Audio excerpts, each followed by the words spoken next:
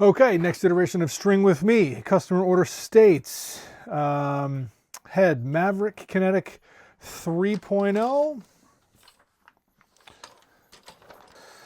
ECD4 or Hero 4 semi-soft white, all white, 1 nylon and 2 U's, mid-low pocket. Oh, let's do this. Okay, here we go. We have Hero 4 white. We're going to get into this. I'm really excited. I haven't done a Kinetik in a while. Even more excited for the fact that I get to put customer order states. I want double U's, 2 U's, and a nylon. This thing is going to be great. Okay, so similar to what I did in the video that I just posted on YouTube yesterday, we're going to do a, let's see if I can, make sure if I have to change that a little bit. I just posted a video on a simpler 9-diamond top string, which is exactly what I'm going to do here. Although in the video that I did, I was a 9-diamond mesh, so I folded over 1 9-diamond row. This is 10-diamond ECD Hero 4, all white. So I'm folding over on the 9-diamond row, so I'm folding over 2 rows. And just like I did before, I'm going to make sure I double knot the end of this. I always throw a double knot in on the end, both ends of a top string, regardless of what side of the head that they're on. I'm going to be outside in, outside in, outside in. So I'm going outside in 3 times through the second sidewall hole over here. Front to back through the mesh 2 times. The last time I go outside in, I just go outside in here, inside out through sidewall hole number 1. So even though I end up finishing at the very end of this, I'll end up finishing through sidewall hole number 1. The tie-off is effectively to the second sidewall hole. So that was on mesh hole number 1. This is 2, 3, 4, 5, 6, 7, 8, 9, going in that direction. Back to front through hole number 2, front to back through scoop hole number 1, back to front through hole number 3, front to back through scoop hole number 2, so that's 1, 2, 3, 4, 5, 6. Back to front through hole number 4, front to back through scoop hole number 3, back to front through mesh hole number 5, front to back through scoop hole number 4, back to front through mesh hole number 6, front to back through scoop hole number 5, back to front through mesh hole number 7, front to back through scoop hole number 6, back to front one last time through mesh hole number 8, inside out through mesh sidewall hole number 1, outside in through sidewall hole number 2, front to back through mesh hole number 9. Now, I'm not going to tighten this too much, but I am going to, this is just what I've figured out. Once you start tightening stuff, I got to make sure that before I tighten all of this, the tie-off needs to be strung, but not tight on this end. Now, so I go outside in through 2, front to back through 9, outside in again through sidewall hole number 2, front to back through 9. So for the 3rd time, outside in through sidewall hole number 2. Just making sure the double loop is set up. Inside, outside. I only went through the mesh. I went outside in through sidewall hole number 2 3 times, but I only went through the mesh twice. So after that 3rd time in, I go inside out through sidewall number 1 over there. That is what it looks like. And now I'm going to tighten. This is going to be fun. Definitely going to go inside to standard on this one. Sorry, I know my hands are in the way a little bit, but I'm just pulling everything nice and tight. I want the mesh to hopefully sit right up against the plastic. I know once it gets pulled down and the mesh gets broken in, it's going to come off a little bit, but I want to make sure it's the tighter it starts, the tighter it'll stay. Okay, so this is the awkward thing on how do I tools. Sometimes this is a pair of needle nose pliers that I use, because sometimes, even though I use my fingers, sometimes it's a little bit difficult to get into tiny places. So now I'm just use that to get started sometimes. Now I can pull real tight, and then I'm just keeping my thumb in this loop over here just to make sure that the string doesn't twist. Once I get down there, it's fine. I brace everything, and now I just go back, and I'm going to keep everything pretty tight moving forward. I don't leave it loose, so I'll keep tension. You see this hand over here, I'm keeping tension. Let's move my phone out of the way.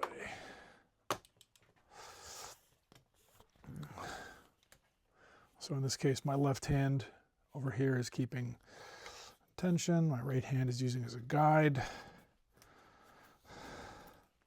There are amazing stringers who string freehand with the one, using one hand to hold onto the stick. I don't know how they do it.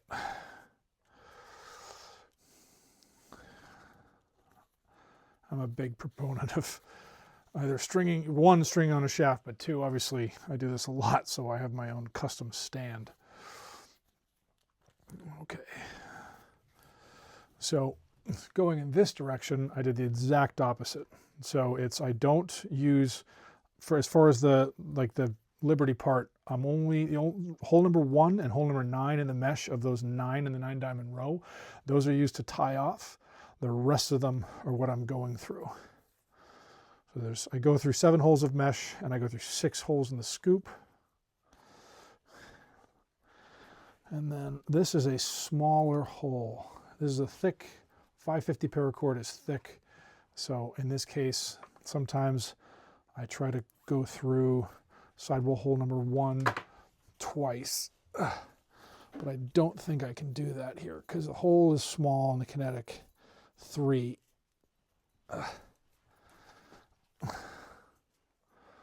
But okay, so that right there, once that's done, I just cut that off,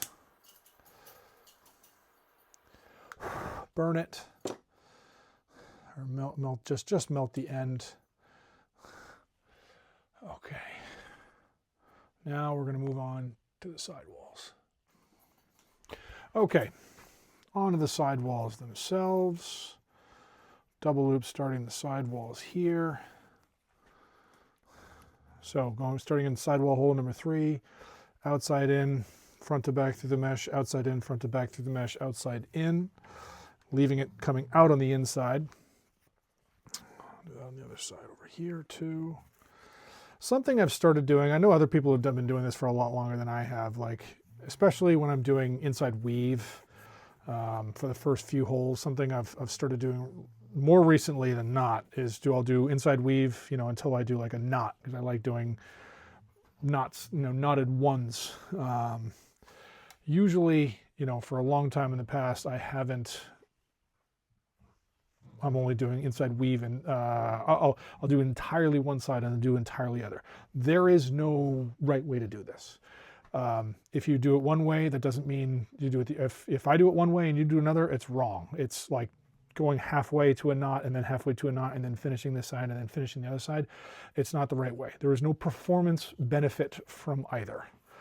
So if you like to do it, whatever way you like to do it, as long as it ends up the way that you or whoever you're stringing for likes it, then that's the right way to do it for that person.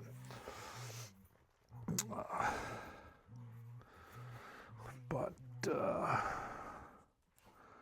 I just wish, like the lines from a stringing perspective, like when starting to the inside up here in the top half of this head, it's so nice and clean. And then there's this, like you can see right here, like with this rail that comes out, it doesn't sit as pretty as I would like it on the outside of the head. But that's just a ridiculous little aesthetic opinion of mine.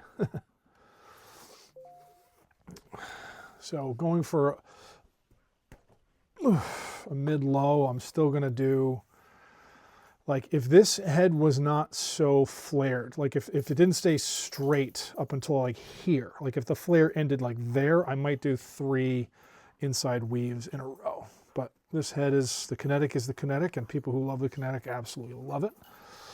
But doing 3 inside weaves might make things get a little tricky down the line, just over time and overuse, if it starts to pinch an hourglass a little bit.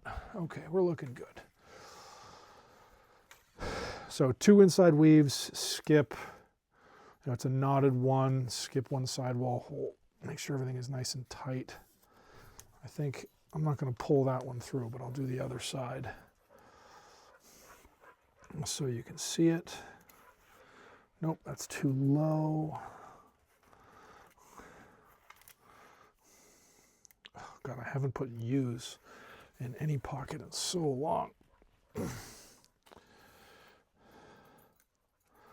Gotta make sure everything is tight. Gotta make sure everything stays, you know, gotta keep everything tight, gotta make sure everything stays tight.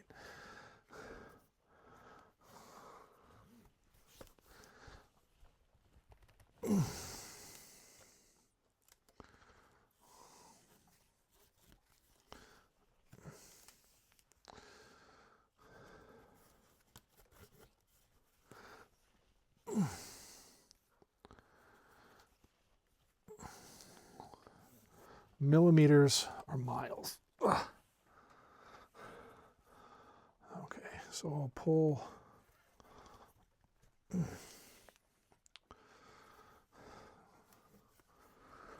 Lincoln, stop. My dog is licking my leg right now.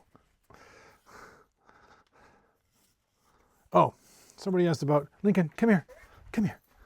There's my good boy. This is Lincoln. You're a good boy. Oh, Lincoln is a 2-year-old English Springer Spaniel. Okay, so now going back down here, I'm wondering whether or not I should just not skip any more and just do, yep, we're gonna do that. We're gonna see how it goes.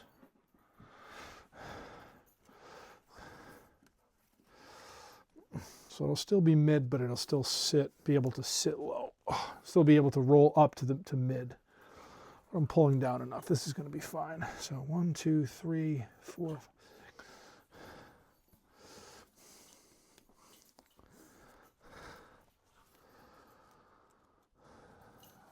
7. No, wait, is this right? I don't even know. So 1, 2, 3, 4, 5, 6, 7. Okay.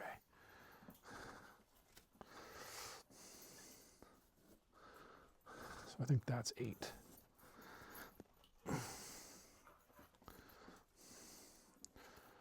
9, 10. Outside in through on this side. Bottom string hole.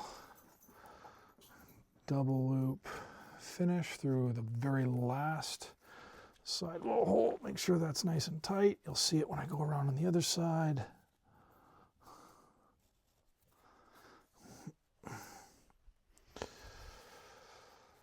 Okay. So we're doing 5 knots in a row. I'm trying to make sure I keep my hand out of the view of the video as much as possible, so you have as many unobstructed. Notice how when I'm pulling the string, I'm trying to get the knot. I want the mesh sitting right on the back of that ridge, but I'm pulling. I don't want to pull the string so tight that it pulls it out to the side. I want the mesh to sit right there on that ridge that I'm holding on the inside of the head. I'm pulling all the way through so the knot looks like it's tight there, and if you notice, I'm pulling it down and even tighter. This is how you get lots of calluses. 1, 2, 3, 4, 5.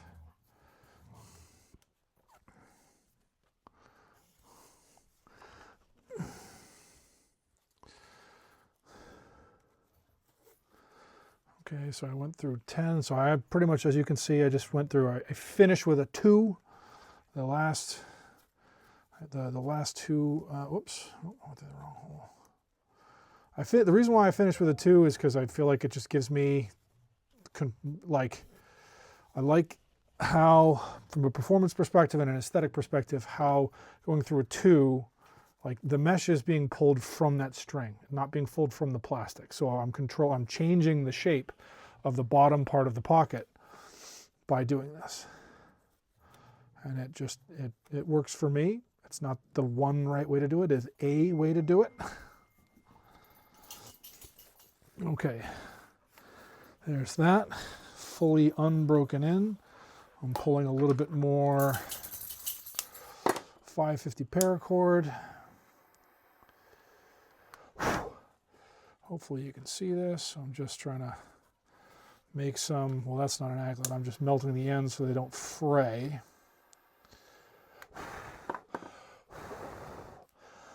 Whenever you're stringing, you should make sure you're in a place where there's good ventilation. So a double knot. I like going, oh, hopefully you can see this here. This is a different kind of, so I have I use 2 different lighters. This one is more pure jet. This is technically a jet butane lighter, and hopefully you can see this. But it's like a bigger, the flame is bigger. It's still a jet, but it's a little slower and it's a little larger. So I just have a little bit more control, and it makes it easier for me to not melt through the, I just lightly melt the outside sheath. That way I get a hard, I don't know if you can hear that, aglet. So I'm going, so not the bottom sidewall hole, but one up from the bottom, outside in, and then inside out through this side of the, you know what, I probably should have thought of this so you can see it a little bit better. Make sure that, okay, great, you can see it. So here I'm going on this, on the 10th horizontal mesh row that I went through.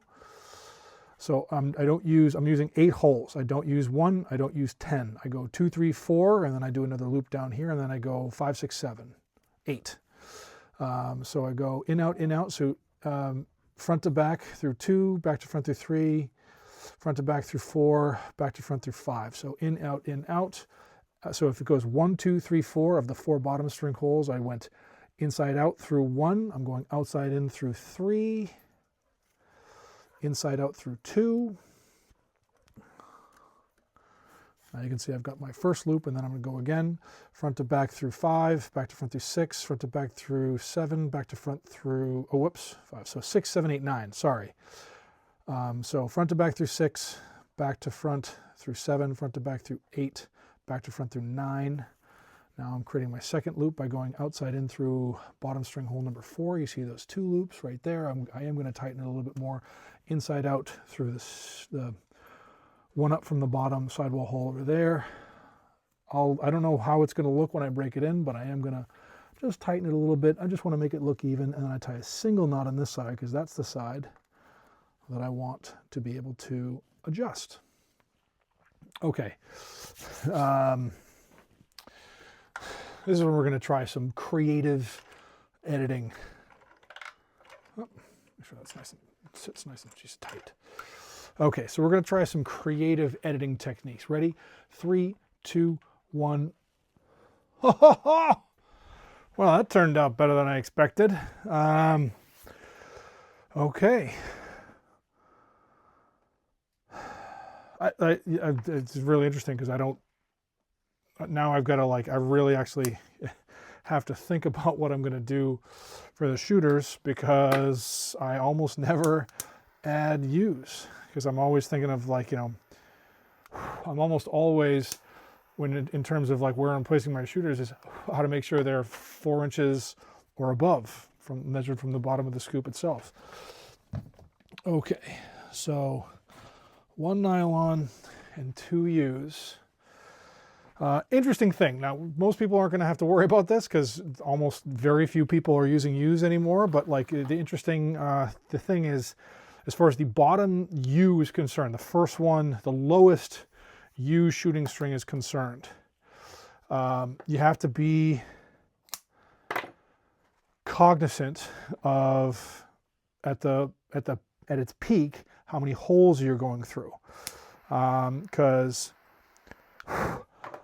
3 is, you know, if you go to, I will never go to 1 because I think it looks terrible. If you go to 2 or you go to 3, there shouldn't be any issue of the ball rolling past them. 4 is the tough one. 4 and 5. If you have a U where the top of it is 5 holes across, that means, so you're using 5 holes across, that means the one above is 7, and then the nylon. It's just, the ball can get caught, depending upon the pocket shape, the ball can get caught on the bottom shooter and provide far too much resistance upon release. Some people would say whip. I hate that term. For anybody that has watched any of my content, you have a good idea of why. But it's just, it makes a, you know, even though you could have a great pocket that looks great, like it could, depending upon how you set it up, it could make it so that it is an incredibly late or delayed release. Now, in some respects, that means, you know, some people would mischaracterize that as hold, and a lot of younger players especially, they wouldn't be able to be, it would be very difficult for them to be consistent with it because the release is so late, but they would be like, oh, like I can toe drag, I can throw all sorts of fakes. Yeah, you might be able to throw fakes and sky whammies and all that other good stuff, but if you can't throw and catch, it doesn't matter. So my goal for this customer is that it is easy to use. It looks how they want, but it performs at the highest levels. So I did a relatively high nylon there. So, oh God, Jesus.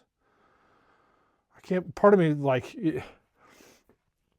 I'm certainly one of the people that when they changed the rules in whatever it was, 2010, about when they're talking about, they took away the U shooting strings and everything had to be above 4 inches. Well, actually, it's really annoying because they originally said it was supposed to be above 3.5, and that would really get into people's got under people's skin. And then they quietly would just like, oh, we'll just make it 4, and they did, but they didn't tell anybody. It was very annoying.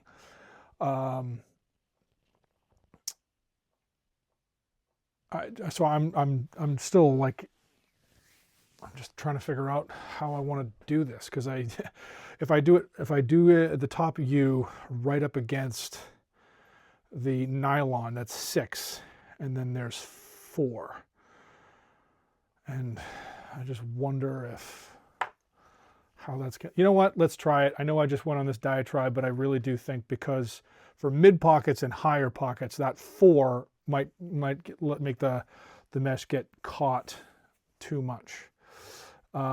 So I am actually, we're gonna see how this goes. I think because the pocket is at a little bit lower, by the time it gets up to the peak of the bottom U, hopefully it will already be coming out. So we'll see how that goes. I remember responding to somebody on Reddit recently, and they were talking about how, whoops, you know, they were like, oh, like this, like the nylon, you know, adds too much snap or something like that, and they had two other shooting strings, and it's just like, by the time the ball hits this nylon, it's already on its way out. This nylon creates a little bit of structure so that the ball doesn't, you don't feel it come off the plastic as much. This nylon, if you've got multiple other shooters underneath it, like that top shooter or that top nylon, does not like add delay or add resistance or anything like that. So let's see, I think I need to make a little bit of a change here. I'm just making sure everything is centered the way I want it to be. Okay, so the top one, if the top one is going to be 6, I just miscalculated in the first one. Like I said, I haven't done U shooting strings in a long time. 1 or 2. Honestly, probably the last 3 times that I have done a double U, 2 U's for shooting strings are the last 3 times I strung sticks for Kyle Harrison. Those were the last times that I did it, because I've got a couple more sticks that I need to do. So Kyle, they're coming. Let's see, I don't even know. We'll see how this looks. It just works out that I've got a free and open hole there.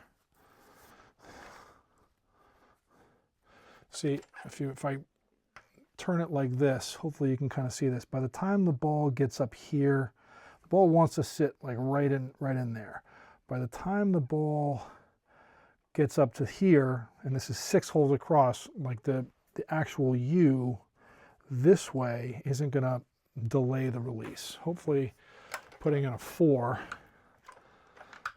putting in another U with a peak of 4 holes across at the top is not going to be too detrimental.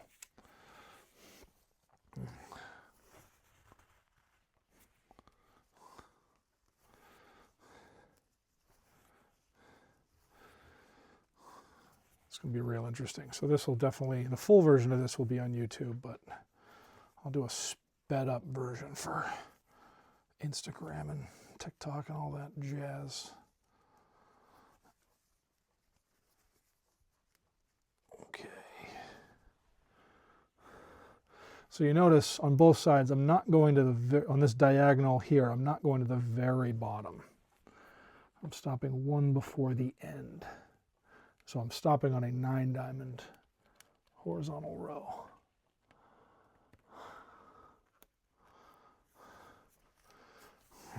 Oof, that's way too tight. Funny thing, there are times when you could have a loose, it could happen for straight shooters and it can happen for U's, but there are times where it's counterintuitive, but there are times where you could have a setup where you tighten it and the ball will come out sooner, and you loosen it and the ball will come out later, which is generally the opposite.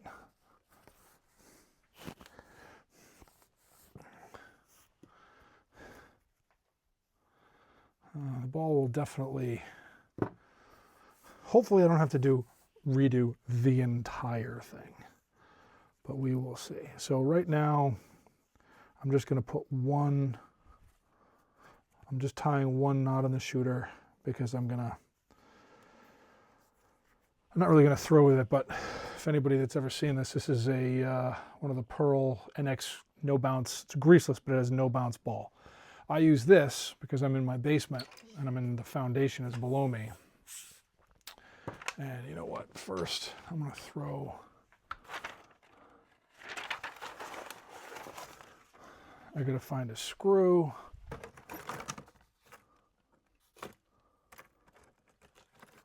Found a screw. Where is my? Here we go. Oh.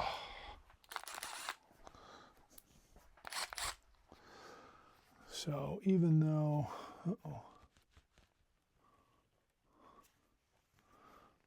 hold up, I'm gonna make sure.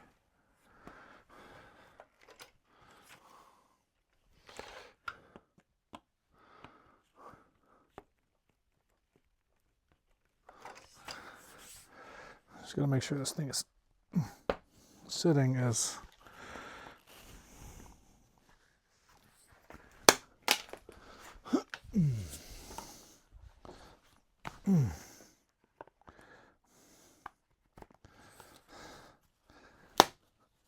there we go.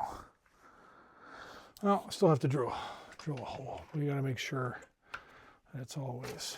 So using a self-tapping screw, just going to quickly.